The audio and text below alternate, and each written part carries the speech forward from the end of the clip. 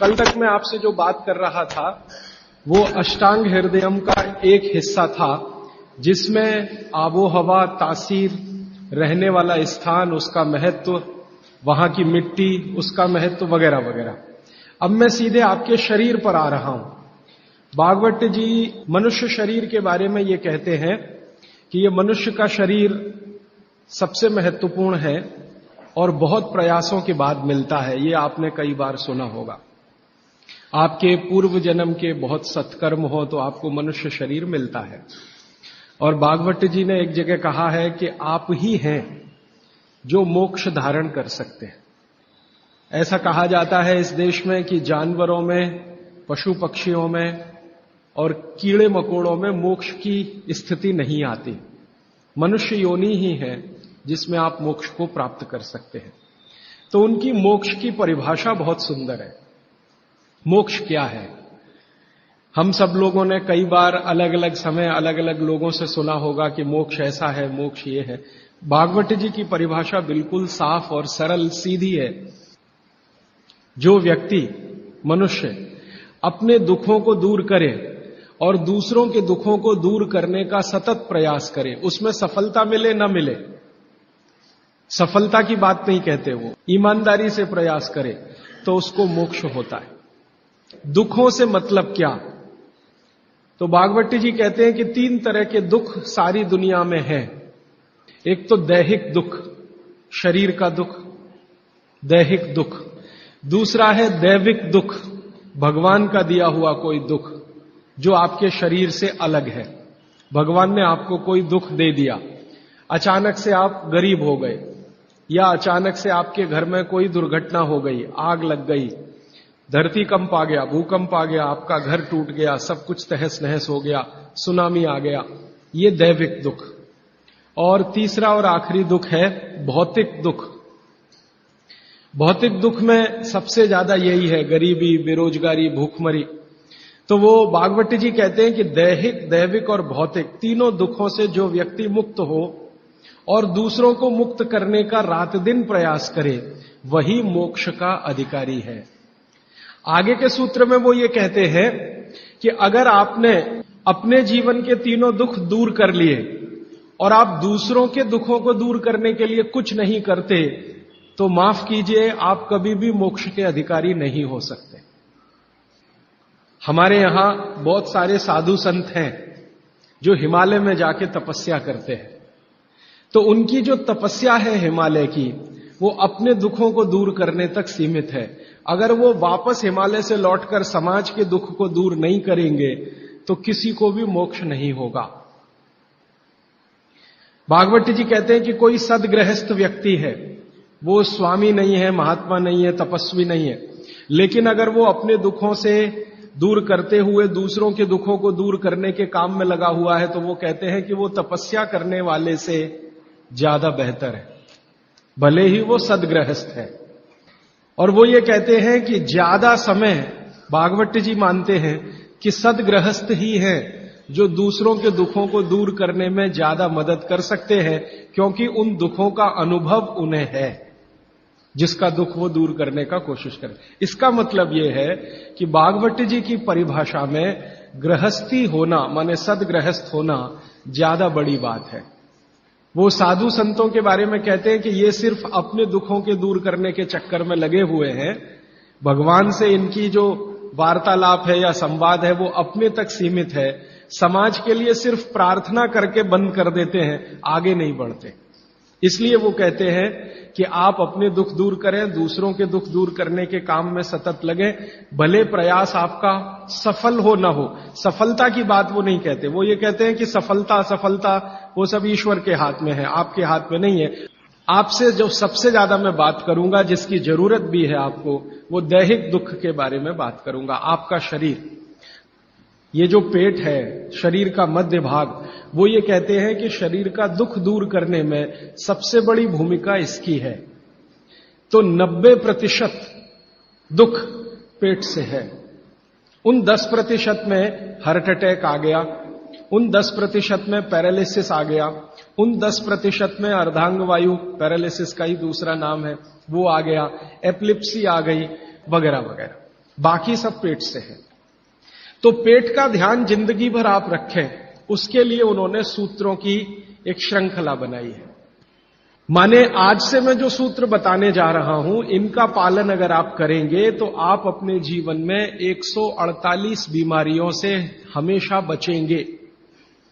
और भागवत जी का यह कहना है कि बीमारियों से बचना बहुत महत्व का है बनिस्बत की बीमारियों का इलाज करना।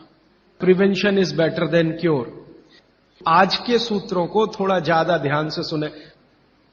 आज से जो शुरू हो रहा है वो फंक्शनल पार्ट है।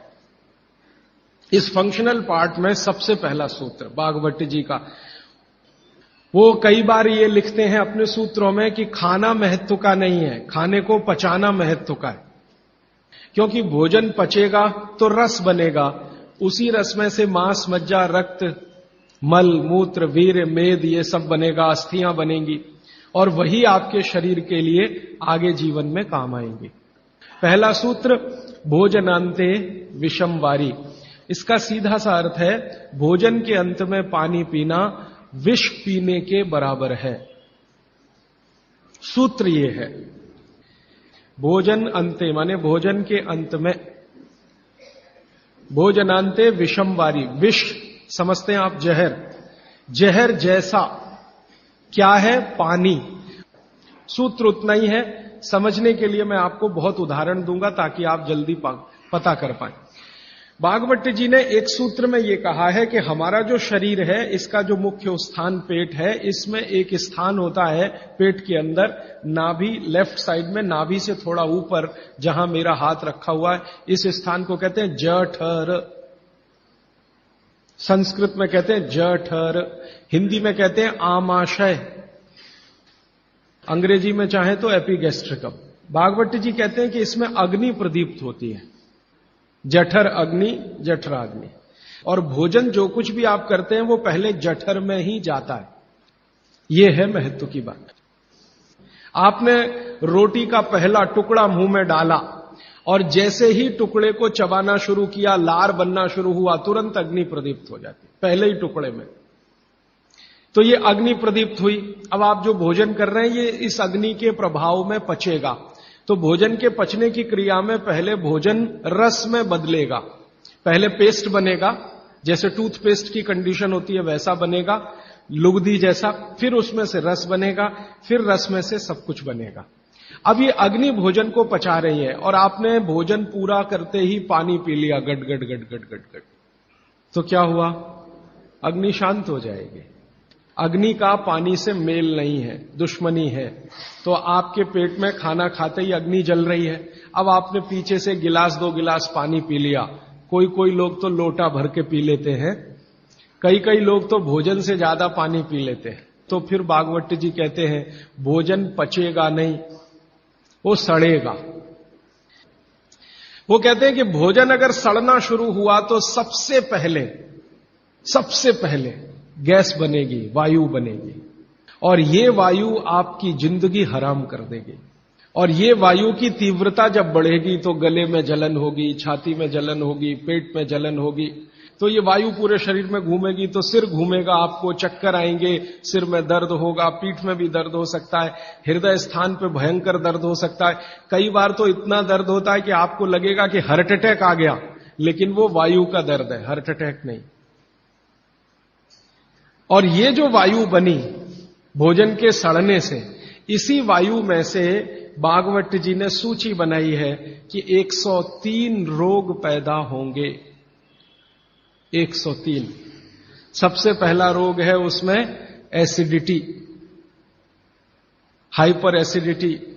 ज्यादा दिन अगर आपने ये चक्कर चलाया पानी पीने का तो अल्सर, पेप्टिक अल्सर, बवासीर, मूढ़व्याध, भगंदर, और अंत का एक रोग है कैंसर, कर्क रोग। माने एसिडिटी से शुरू होकर आप कैंसर तक की यात्रा कर सकते हैं।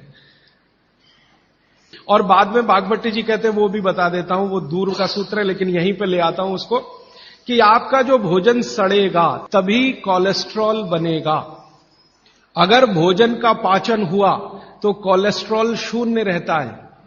आप जानते हैं शरीर में दो तरह का कोलेस्ट्रॉल है, एक गुड और एक बैड। अच्छा कोलेस्ट्रॉल माने एचडीएल, हाई डेंसिटी लिपोप्रोटीन। खराब कोलेस्ट्रॉल माने एलडीएल और उसका छोटा भाई VLDL, very low density lipoprotein. जिनको कोलेस्ट्रॉल बढ़ रहा है या बढ़ा हुआ है वो ध्यान दें, उनको भोजन पच नहीं रहा, उनका भोजन सड़ रहा है। तो कोलेस्ट्रॉल बढ़ेगा तो हार्ट अटैक भी आएगा, कोलेस्ट्रॉल बढ़ेगा तो घुटने भी जड़ हो जाएंगे, सारी संधियां आपकी एकदम कड़क हो जाएंगी, आपको चलना फिरना मुश्किल हो जाएगा, 10 कदम चलना मुश्किल हो जाएगा। तो वो ये कहते हैं कि जब 103 बीमारियां एक छोटी गलती से आती हों तो वो गलती कभी करना नहीं। अब जैसे ये सूत्र पूरा हुआ तुरंत आपके मन में प्रश्न आएंगे कि पानी कब पीना। तो भागवत जी कहते हैं कि कम से कम 1.5 घंटे के बाद पानी पियो। अब ये जो 1.5 घंटे का कैलकुलेशन है ये क्या है? ये भागवत जी कहते हैं कि जो आपने खाया वो आपके जठर स्थान में 1.5 घंटे तक अग्नि के प्रभाव में रहता है, 1.5 घंटे तक।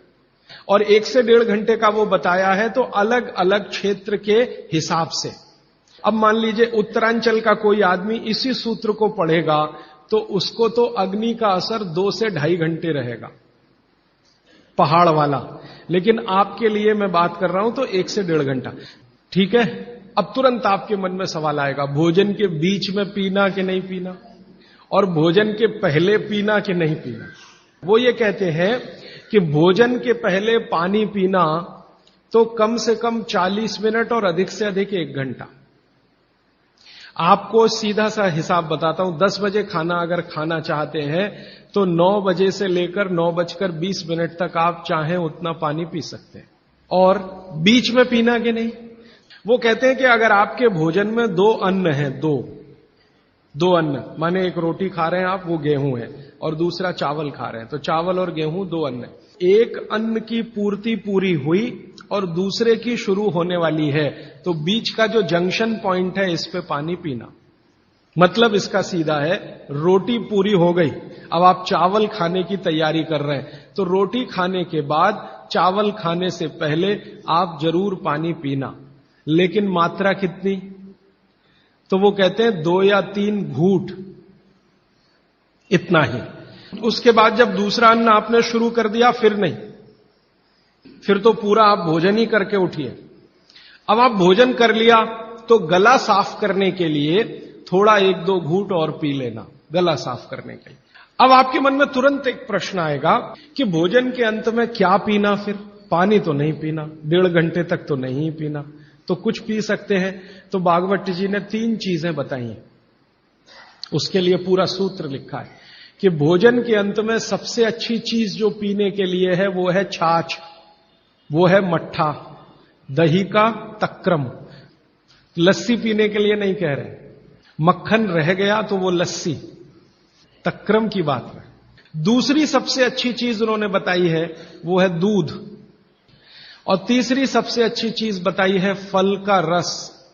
जिस मौसम में जो फल आता है उसका रस, माने मौसम के विरुद्ध के फल नहीं। आज का मौसम आम का नहीं है तो आम का रस अभी पिए तो नहीं चलेगा। तो आप ये कहें कि कोल्ड स्टोरेज से लाया हुआ संतरा और उसका रस निकाला या मौसम्मी का रस, ये सर्वनाश करेगा, सत्यानाश नहीं, सर्वनाश करेगा। अब इसमें आगे एक सूत्र है वो बहुत महत्व का है। भागवत जी कहते हैं मट्ठा या छाछ कब पीना, दूध कब पीना, रस कब पीना।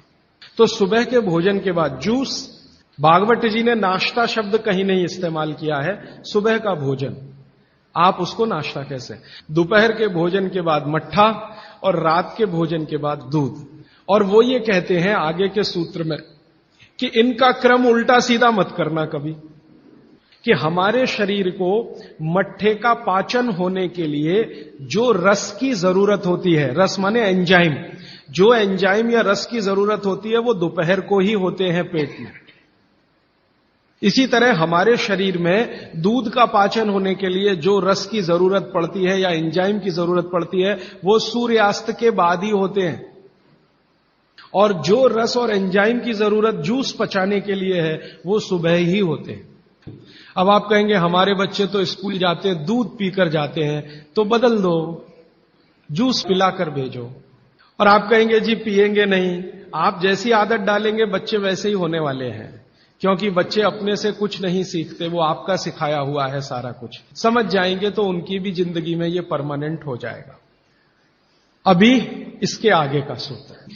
तो पानी कैसे पिए? तो हमारे यहां पानी पीने के बहुत तरीके हैं।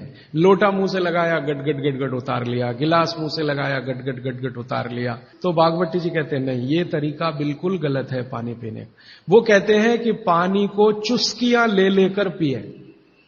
जैसे आप गर्म दूध पीते हैं ना, भागवती जी बिल्कुल उसके समकक्ष रखते हैं। अब ये क्यों? आप एक साथ पूरा पानी उतारें गले के नीचे और एक एक घूंट पानी उतारें गले के नीचे, दोनों में जमीन आसमान का अंतर है। क्या अंतर है?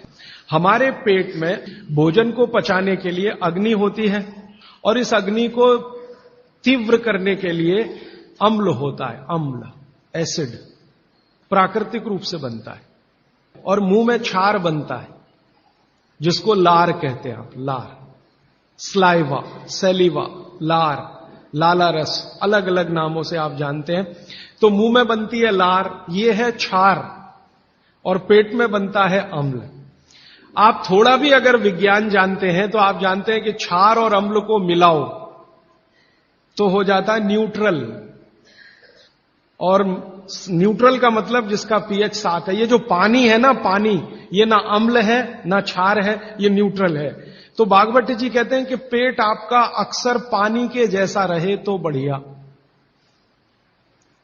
और जिनका पेट पानी के जैसा, माने पेट की अम्लता ना बढ़े और पेट का क्षारपन भी ना बढ़े, पीएच 7 के आसपास रहे, तो भागवती जी कहते हैं ऐसे व्यक्ति को 100 से ज्यादा वर्ष जीने की पूरी गारंटी है, बिना एक भी दवा खाए और बिना चिकित्सक के पास जाए। तो वो ये कहते हैं कि घूट घूट पिया पानी, अगर सिप सिप करके आपने पानी पिया तो ज्यादा लार अंदर जाएगी, तो अम्ल को शांत करने में मदद आएगी, इसलिए आपका पेट न्यूट्रल रहेगा। इसलिए पानी घूट घूट भर के पिए।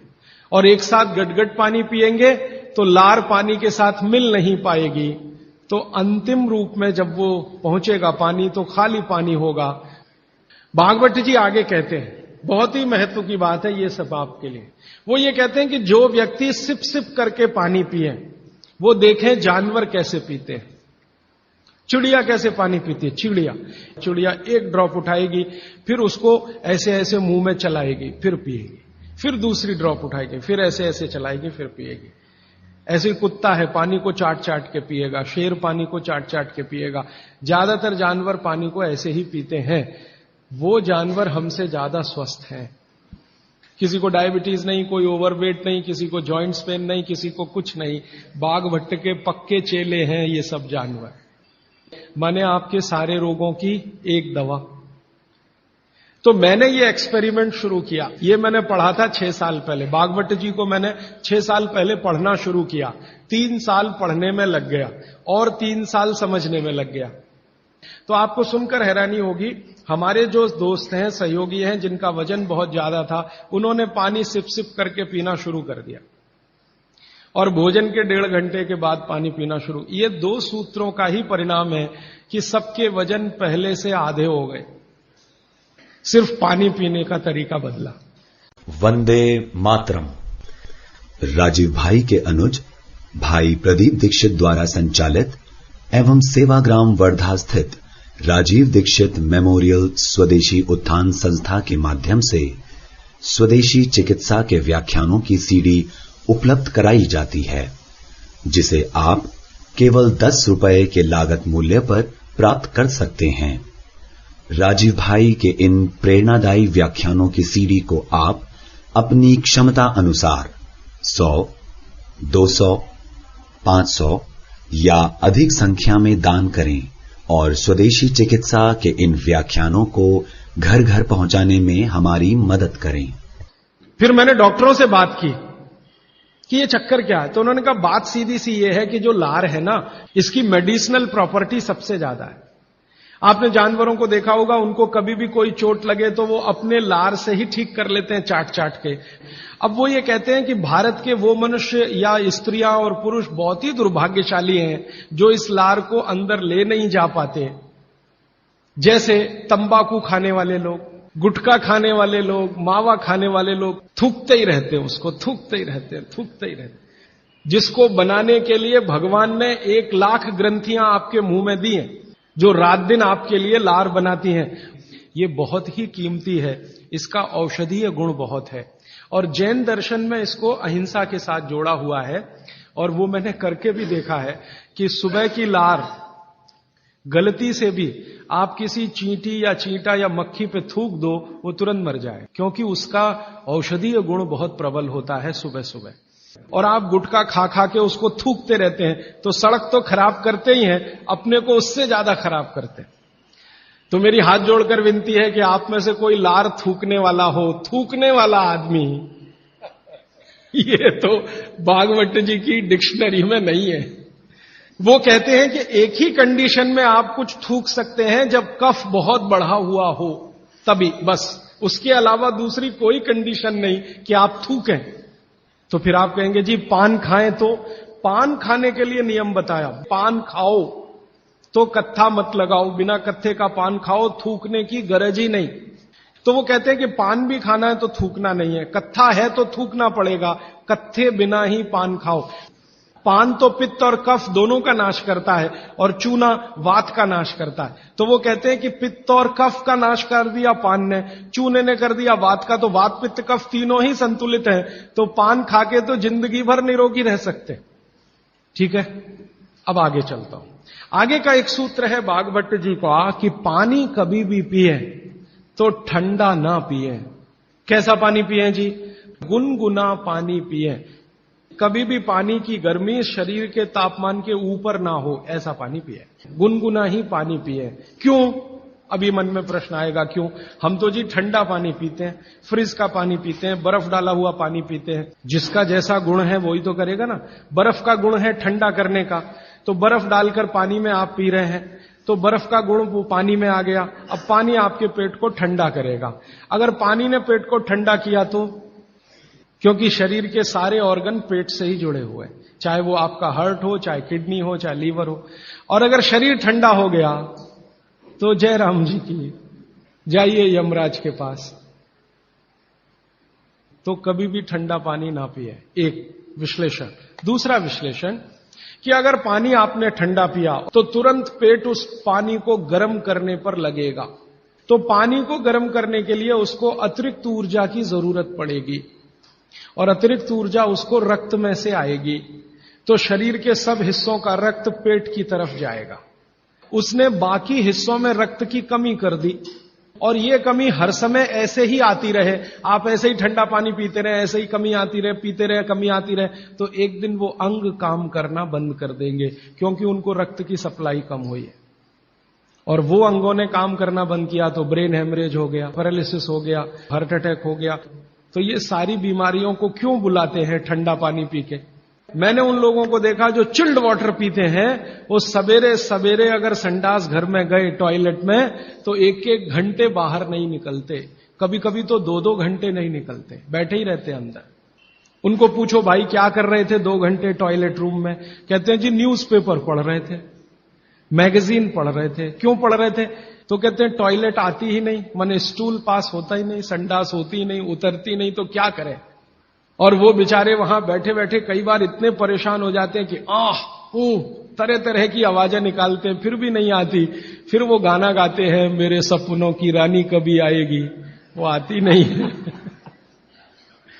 और कभी कभी जब बहुत ज्यादा परेशान हो जाते हैं ना, तो एक गाना गाते हैं, एक बार आजा आजा आजा, वो तब भी नहीं आती।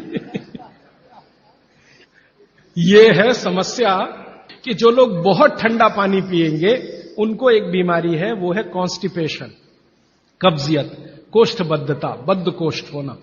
कॉन्स्टिपेशन का मतलब आपकी जो इंटेस्टाइन है ना, लार्ज इंटेस्टाइन, वो एकदम ऐसी संकुचित हो गई। तो अगर आपकी लार्ज इंटेस्टाइन ऐसी हो गई तो आपकी जिंदगी भी ऐसी ही हो जाएगी। फ्रिज का रखा हुआ पानी ना पिए, बर्फ डाला हुआ पानी ना पिए, आइसक्रीम कभी भी ना खाएं, तो गर्म भोजन और ठंडी आइसक्रीम कभी ना खाएं। अक्सर मैं शादियों में, बारातों में जाता हूं तो वहां मैंने देखा है कि भोजन गर्मा गर्म कराएंगे, अंत में आइसक्रीम जरूर खिलाएंगे। सर्वनाश, बुला बुला के हमारा सत्यानाश करते हैं, ना मरो तो जल्दी मर जाओ। ऐसा आजकल आतिथ्य इस देश में चल रहा है। पहले कहते थे अतिथि देवो भव, अभी अतिथि दुश्मन भव। अभी चौथा सूत्र, आज का आखिरी सूत्र। भागवत जी कहते हैं कि सुबह का जीवन आपका जब शुरू होता है तो दिन की शुरुआत में सबसे पहले पानी पिए। दांत धोए बिना पानी पीना, मुंह धोए बिना पानी पीना, कुल्ला किए बिना पानी पीना।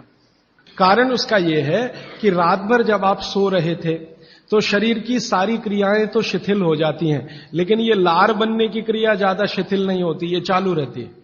तो रात भर आपने लार बनाई है, मुंह में जगह जगह जमा है, वो अंदर जाना बहुत जरूरी है क्योंकि वो बेशकीमती है। तो सुबह सुबह जो लार बन रही है ये अंदर जानी ही चाहिए, इसलिए बिना कुल्ला किए पानी पीने का नियम है। इसी को ऊषापान कहा जाता है। तो सुबह उठते ही पानी पिएं। कितना पिएं जी? बुजुर्गों के लिए 2 गिलास, बच्चों के लिए, और 3 गिलास आपके उम्र के लोगों के लिए। कम से कम इतना पानी पिए।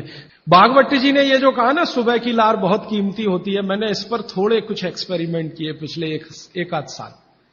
बहुत सारे कुछ पेशेंट ऐसे हैं जिनको डायबिटीज है, और डायबिटीज की कंडीशन में आप जानते हैं कि कोई घाव हो जाए, घाव तो जल्दी भरता नहीं। मैंने उनको दवाएं बंद किया होम्योपैथी का। फिर मैंने कहा भैया, भागवत जी ने कहा कि सुबह की लार बहुत कीमती है, तुम ऐसा करो सुबह उठते ही जो लार है ना उसको लगाओ तुम्हारे घाव पे, और आप देखेंगे चमत्कार। 15 से 20 दिन में घाव भरना शुरू, 3 महीने में बिल्कुल बराबर। एक तो मेरे पास गैंग्रीन का पेशेंट है, गैंग्रीन हुआ, डॉक्टर कहता था पैर काटना ही पड़ेगा इसका। उसने बेचारे ने साल भर लार लगा लगा के ही अपना ठीक कर लिया। तब मेरे समझ में आया कि जानवर हमसे ज्यादा होशियार, चोट लगते ही वो चाटना शुरू कर देते। फिर मैंने एक और एक्सपेरिमेंट किया। मेरे पास कुछ छोटे बच्चे हैं जिनको चश्मे हैं आंखों पर, तो मैंने उनको भी सिखा दिया, देखो सवेरे सवेरे सोकर उठो और मुंह का थूक आंख में लगाओ काजल की तरह से। अब आपको हैरानी होगी कि चश्मे उतर गए सिर्फ ये लार लगाने से। बस अंतर इतना है कि बच्चों को जल्दी उतरे, आपको थोड़ा देर में उतरेंगे लेकिन उतर जाएंगे। और एक बताता हूं, एक बीमारी आती है जिसको हम कहते हैं कंजक्टिवाइटिस, आंखों की बीमारी है। अक्सर उसमें आंखें लाल हो जाती हैं, आंखों में बहुत जलन होती है, जैसे खून उतर आया हो आंखों में, वो कंडीशन हो जाती है। सुबह सुबह उठते ही मुंह की लार लगाना, 24 घंटे के बाद आपको पता ही नहीं चलेगा बीमारी कहां गई। अगर बच्चों में बचपन से आंखों के ऐसे कोई रोग हैं, जैसे मेरे पास एक छोटा बच्चा है 8 साल का है, उसका मैं ट्रीटमेंट कर रहा हूं, उसकी आंखें टेढ़ी हैं, जिसको हम लोग हिंदी में कहते हैं भेंगापन। अब उसके माता पिता गरीब हैं और वो ऑपरेशन का खर्चा नहीं उठा सकते। उस बच्चे पर मैं यही एक्सपेरिमेंट कर रहा हूं। लगभग मुझे 4 साढ़े 4 महीना हो गया है, उसका भेंगापन लगातार कम हो रहा है और आंखों की पुतलियां बिल्कुल बीच में सेट हो रही। तब मुझे थोड़ी जिज्ञासा हुई और मैंने एक बहुत बड़े वैज्ञानिक को पूछा दिल्ली में कि ये लार में क्या है। तो उन्होंने कहा भैया जितने एक्टिव इंग्रेडिएंट मिट्टी में है वो सब लार में है। और 2-4 बातें बता दूं क्या क्या रोग और ठीक कर सकते हैं। आपके शरीर में कोई दाग हो गया, धब्बा हो गया, जैसे जल गए, उस पर नियमित रूप से सवेरे की लार की थोड़ी थोड़ी मालिश करते रहिए। 6-8 महीने में धब्बा बिल्कुल साफ हो जाए। एक्जिमा हो गया, मान लो खराब बीमारी की बात करूं, एक्जिमा हो गया, और एक्जिमा से भी ज्यादा खराब बीमारी है सोराइसिस। बस इतना है कि साल भर करना पड़े इसी लार से। 6-8 महीने के बाद देखिएगा साफ। मुफ्त का इलाज है, फोकट का इलाज। फोड़े फिंसियों पर इसका एक्सपेरिमेंट करिए। मैंने ये चारों एक्सपेरिमेंट किए, बहुत अच्छे रिजल्ट हैं। ठीक है, अब आपके प्रश्नों के लिए आधा घंटे का समय। हाजी भाई, आपने कहा कि उषापान करना चाहिए, उषापान भी गुनगुना पानी होना चाहिए या कैसा? देखिए उषापान, दूसरी बात, पान जो कहा आपने खाने के लिए, तो पान के साथ क्या क्या लेना चाहिए? हाँ, बहुत अच्छा सवाल। मैं दूसरे प्रश्न का पहले उत्तर दे दूं, पान के साथ क्या क्या लेना चाहिए। भागवत जी ने पान खाने के लिए बताया है कि एक तो पान जो खाएं वो ऐसा पान हो जिसका स्वाद कसैला हो, कसैला। जैसे देशी पान ज्यादा गहरा हरे रंग का होता है और विलायती पान हल्के हरे रंग का होता है। तो भागवत जी कहते हैं हल्के रंग की चीजें मत खाइए, गहरे रंग की चीजें खाइए। तो गहरे रंग वाला पान खाइए। गहरे रंग की जो भी चीजें हैं भरपेट खाइए। जैसे बैंगन है गहरे रंग का, जामुन है गहरे रंग का, टमाटर है गहरे रंग का। ये सब एंटी कैंसरस है, एंटी डायबिटिक है, एंटी कैंसरस है, एंटी अस्थमेटिक है।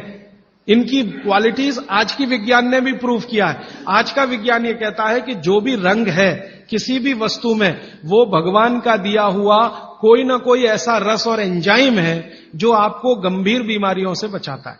तो वो कहते हैं गहरे रंग का पान खाइए, माने कसेला उसमें ही स्वाद होगा, तो गहरा पान खाइए। उसमें क्या मिला है? उसमें सबसे ज्यादा चूना। तो कितना चूना मिला है? तो कहते हैं कि एक पान में 1 ग्राम से ज्यादा चूना नहीं मिलाइए कभी भी। चने का दाना होता है ना, आधा तोड़ो और उसका आधा कर लो, इतना 1 ग्राम होता है। चने का दाना आधा तोड़ो तो 2 हिस्से हुए, ये 2 हिस्से के 4 कर दो, और वो 1 हिस्सा जो है वो 1 ग्राम। तो उतना आप चूना लगाइए उस पर। फिर चूने के साथ क्या खाएं? आप उसमें सौंफ खाएं। सौंफ का नियम उन्होंने बताया, सौंफ खाएं। दूसरा कहते हैं कि इसमें थोड़ी अजवाइन डालें, अजवाइन 2-4 दाने, ज्यादा नहीं। और वो कहते हैं लवंग डालें, लवंग माने लौंग। और कहते हैं बड़ी इलायची। और वो कहते हैं कि गुलाब के फूल का रस, मतलब गुलकंद जिसको आप कहते हैं। ये चीजें उन्होंने बोली हैं पान में नियमित रूप से खाने के लिए। अब इसमें उन्होंने जो बोली नहीं है वो बात ध्यान रखिए। सुपारी कहीं नहीं कहा, कत्था कहीं नहीं कहा, तो मैंने सुपारी और कत्था छोड़कर ही पान खाएं। ठीक है? तो पान में क्या खाएं? दूसरा, इन्होंने जो आपने पूछा कि सुबह का जो ऊषा पान का पानी है वो भी गुनगुना होना चाहिए। बागभट्टी जी कहते हैं जरूर गुनगुना होना चाहिए। स्टेनलेस स्टील के वेसल में पानी है तो गुनगुना ही पीजिए, मिट्टी के बर्तन का पानी है तो गुनगुना ही पीजिए। ताम्र पात्र एक उन्होंने कहा कि जिसके पानी को गर्म करने की जरूरत नहीं, सीधे पी सकते। एल्यूमिनियम में तो पानी कभी मत रखिए, प्लास्टिक में पानी कभी मत रखिए। आप बोलेंगे जी क्या रोज दिन भर ताम्र पात्र का पानी पी सकते हैं? तो जरूर पी सकते हैं, 3 महीने, इसके आगे नहीं। फिर बीच में 15-20 दिन का ब्रेक दे दीजिए। ये ब्रेक दे देकर पी सकते हैं। लगातार पिएंगे तो तांबे की अधिकता से होने वाली जो बीमारियां हैं वो हो जाएंगी। हां, सुबह तो लगातार पी सकते हैं, सुबह की तो कोई बात नहीं, ये पूरे दिन की बात हो रही है। तो 24 घंटे वाले जो लोग हैं ताम्रपात्र का पानी पीने वाले, उनके लिए ये नियम है। सुबह का तो ताम्रपात्र का ही सबसे अच्छा है। जी, भोजन के बाद जो रस और मट्ठा पीने के लिए बताए थे आप, तो क्या ये आम्रदई को शांति करेगी? हाँ, बहुत अच्छा सवाल है, बहुत अच्छा सवाल। देखिए, इस सवाल को मैं और थोड़ा विकसित करूं, मैं इंतजार कर रहा था कोई पूछे तो मैं बताऊं। यह सवाल कुछ इस तरह का है कि मट्ठा है ना, उसमें पानी ही है, आप जानते हैं। शायद उसमें 90% तक पानी है, दही तो सिर्फ 10% होता है। और जूस पी रहे हैं उसमें भी पानी ही है, और दूध पी रहे हैं उसमें भी पानी है।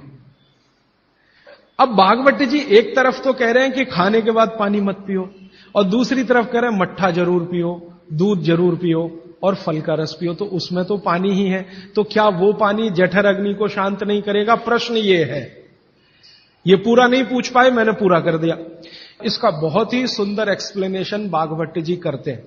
वो ये कहते हैं कि पानी का जो गुण है वो अपना कुछ नहीं, पानी को जिस पात्र में रखा है या जिसमें मिलाया है उसी का गुण वो धारण करता है। आपने एक पुराना गाना सुना है, पानी रे पानी तेरा रंग कैसा, फिर आगे है जिसमें मिला दो उस जैसा। तो आपने पानी को मिलाया दही में, तो अब वो पानी का गुण नहीं है, अब वो दही का गुण धारण करेगा।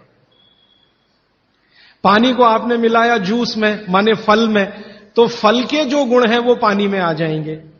और पानी है दूध में, तो दूध के सारे गुण वो धारण कर लेगा। इसलिए मट्ठा पीने को खुली छूट है, पेट भर के पीजिए। दूध पीने को खुली छूट है, पेट भर के पीजिए। जूस पीने को भी खुली छूट है। सादा पानी मत पीजिए, खाली पानी अग्नि को शांत करता है। जी राजीव भाई, आइसक्रीम खाने के बाद हम लोग कॉफी या चाय पी के और उसका ये सवा सत्यानाश। रीजन बताऊंगा परसों, क्योंकि ये परसों आने वाला है। कभी भी कोई गर्म चीज आप जैसे ही खाते हैं, कोई भी गर्म चीज, चाय पिया या कॉफी पिया या गर्म दूध पिया या गर्म खाना खाया, तो पेट फिर वही काम पे लग जाता है। क्या काम है पेट का? पहले ज्यादा गर्म वस्तु को पेट के तापमान पर लाता है पेट। आपका पेट का तापमान वही है जो मुंह का है, तो पेट का तापमान लगभग 39 से 40 डिग्री के आसपास है। तापमान अंदर जो है ना 55 डिग्री 60 डिग्री अगर चाय का है तो पेट उसको पहले 40 डिग्री पे लाएगा। तो ये काम में जब तक पेट लगा हुआ है तब तक आपने कोई ठंडी चीज खा ली, जैसे उन्होंने कहा आइसक्रीम खा ली, कॉफी के बाद आइसक्रीम खा ली। अब कंफ्यूजन वहां ये होता है कि क्या करे, वो पहले गर्म कॉफी को ठंडा करे या ये जो गर्म ठंडी आइसक्रीम आई इसको गर्म करे, तो फिर तो बहुत ही कंफ्यूजन होता है। तो इसमें हो जाएगी समस्या। इसलिए कॉफी चाय के बाद ठंडी आइसक्रीम कभी भी ना खाएं और ठंडी आइसक्रीम के बाद चाय कॉफी कभी भी ना पिए। जी देखिए, इन्होंने एक बहुत अच्छा सवाल पूछा है। दूध को बागवती जी ने बोला है शाम को ही पीना है। अब इनका प्रश्न यह है कि हम सुबह चाय पीते हैं, कॉफी पीते हैं, तो दूध उसमें होता ही है, तो क्या करें? बागवती जी के किसी भी शब्दकोश में चाय भी नहीं है, कॉफी भी नहीं है, क्योंकि बागवती जी 3500 साल पहले हुए। ये चाय कॉफी तो 250-300 साल पुरानी है, ज्यादा से ज्यादा 400 साल पुरानी। हां, काढ़े का जिक्र उन्होंने किया। काढ़ा आप समझते हैं जो रोज आप यहां पी रहे, वो ये कहते हैं कि जो काढ़ा आपके वात को कम करे, आपके पित्त को कम करे और कफ को कम करे, ऐसा कोई भी काढ़ा दूध के साथ मिलाकर सुबह पिया जा सकता है। जैसे आज आप काढ़ा पीने जा रहे हैं, वो अर्जुन की छाल का काढ़ा है। अर्जुन की छाल का काढ़ा आप जानते हैं वात को सबसे तेजी से कम करने वाला है। शरीर की जो एसिडिटी होती है ना, रक्त की एसिडिटी, एक होती है पेट की एसिडिटी, उससे भी ज्यादा खराब है रक्त की एसिडिटी। खून की अम्लता ही है जो हार्ट अटैक लाती है। तो रक्त की एसिडिटी को कम करने की दुनिया में सबसे बड़ी ताकत अगर किसी चीज में बागवती जी ने बताई है तो वो अर्जुन की छाल है। तो आज आप काढ़ा पिएंगे अर्जुन की छाल का। और दुर्भाग्य से या सौभाग्य से ये कुछ ऐसा समय है, दिसंबर, जनवरी और नवंबर, ये वात का ही समय है। शरीर में वायु का प्रकोप ठंड के दिनों में ज्यादा होता है। उस समय अगर आप अर्जुन की छाल का काढ़ा दूध में बनाकर पिए तो आपके लिए औषधि है। जी नहीं, गरम, क्योंकि वो औषधि है, भोजन नहीं है। भोजन और औषधि में अंतर बताया। भोजन वो है जो 24 घंटे में आप नियमित रूप से आपके पेट की आवश्यकता के अनुसार खाएं और सालों साल खाते जाएं। औषधि वो है जो थोड़े समय के लिए, तात्कालिक प्रभाव के लिए आप पिए। ठंडा काढ़ा कोई है नहीं इस देश में, बनता भी नहीं। माने सुबह दूध पीना ही है ना, तो उसमें अर्जुन की छाल का पाउडर डाल के पीजिए, तो 2 फायदे होंगे। भविष्य के लिए आपको हार्ट अटैक फ्री होने की गारंटी। तो अब तक आपके रक्त में जो कोलेस्ट्रॉल जमा है, इसको निकालना है बाहर, तो अर्जुन की छाल इसमें सबसे ज्यादा उपयोगी है। और सौभाग्य की बात यह है कि 40 रुपए किलो मिलती है, 20 रुपए किलो, 20 रुपए किलो अर्जुन की छाल मिलती है और 150 रुपए किलो चाय मिलती है और 1400 रुपए किलो कॉफी मिलती है। तो कुछ तो होशियार बनिए, मारवाड़ी बनिए, कुछ तो अपने रक्त में लाइए, मारवाड़ का, राजस्थान का, गुजरात का। तो 30 दिन आगे जनवरी के रोज सवेरे अर्जुन की छाल का पाउडर दूध में डालकर पीते रहिए। और अगले साल का याद रखिए, नवंबर, दिसंबर, जनवरी, तो ये 3 महीने अर्जुन की छाल पिया तो पूरे साल भर का कचरा निकालता है और अगले सालों की guarantee, heart attack free. Quantity कितनी रहनी चाहिए? 1 गिलास दूध तो आधा चम्मच अर्जुन की छाल का पाउडर, आधा चम्मच माने टी स्पून। और इसमें अगर गुड़ मिलाएंगे तो बहुत अच्छा। गुड़ नहीं मिले तो गुड़ को बनने से पहले की स्टेज है, लिक्विड फॉर्म का गुड़, वो काकवी कहलाता है। नहीं तो गुड़ डालिए, नहीं तो काकवी डालिए, नहीं तो खांड डालिए, अंत में कुछ नहीं मिलता तो बूरा डालिए। और बूरा वो वाला जो राजस्थान में बनता है, बिहार में बनता है, उत्तर प्रदेश में, यहां का नहीं। चीनी को पीस के बूरा, वो चीनी ही है, बूरा नहीं है। क्योंकि बागवती जी की सूची में कहीं शुगर नहीं है, शक्कर नहीं। चीनी बनना 200-250 साल से शुरू हुआ है। 3500 साल पहले गुड़ बनता था, काकवी बनती थी, खांड बनती थी, बूरा बनता था। जी, मिश्री बहुत अच्छा। बहुत अच्छा आपने कहा, मुझे भूल गया, मैं आपसे पहले ही कहना चाहता था। मिश्री, मिठाइयों में मिश्री सबसे ऊंचे स्थान पर है, गुड़ से भी ऊंची है मिश्री। सोंठ है तो बहुत अच्छा है, अर्जुन छाल और सोंठ दोनों का ही गुण है वात को खत्म करने का, तो वात के रोगी तो जरूर पिए इसको। और वात के रोग क्या क्या है आप जानते हैं? ये घुटने का दर्द, कमर का दर्द, कंधे का दर्द, हार्ट अटैक, डायबिटीज, ये सब वात के रोग हैं। कहा जाता है कि दाल और दही साथ में नहीं लेना चाहिए। बहुत जन कहते हैं, तो हम दाल चावल खा लेते हैं और उसके बाद अगर खाने के बाद छाछ पी लेंगे तो क्या वो सही रहेगा? देखिए, जैन अगर आप में से कोई है तो मेरी बात तुरंत समझ जाएंगे। द्विदल समझते हैं? एक दाल के जिसके द्विदल के साथ दही का निषेध है। भागवत जी ने भी कहा है, महावीर स्वामी ने भी कहा है, गौतम ऋषि ने भी कहा, सबने कहा द्विदल के साथ दही का निषेध है। तो अब इनका प्रश्न है कि हमने तो दाल चावल खाया, चावल तो ठीक है, दाल तो द्विदल ही है, अरहर की खाएं, मूंग की खाएं, मसूर की खाएं, तो द्विदल है। तो द्विदल के साथ दही कैसा? तो उसके लिए भागवत जी कहते हैं कि कभी भी द्विदल के साथ अगर दही खाएं तो अच्छा है ना खाएं, लेकिन खा रहे हैं तो दो बातों का ध्यान रखें कि दही की तासीर बदले और उसकी तासीर को बदलकर जैसी दाल है वैसी तासीर करें, माने दही का प्रोटीन कंटेंट बढ़ाएं, वैसे तो है और ज्यादा बढ़े। तो इसके लिए बहुत सरल उपाय है आपके रसोई में। रसोई में 3 चीजें ऐसी हैं जो दही की तासीर को तुरंत बदलती हैं। एक तो है जीरा, दूसरा है सेंधा या काला नमक, आयोडीन युक्त नमक नहीं, तीसरी है अजवाइन।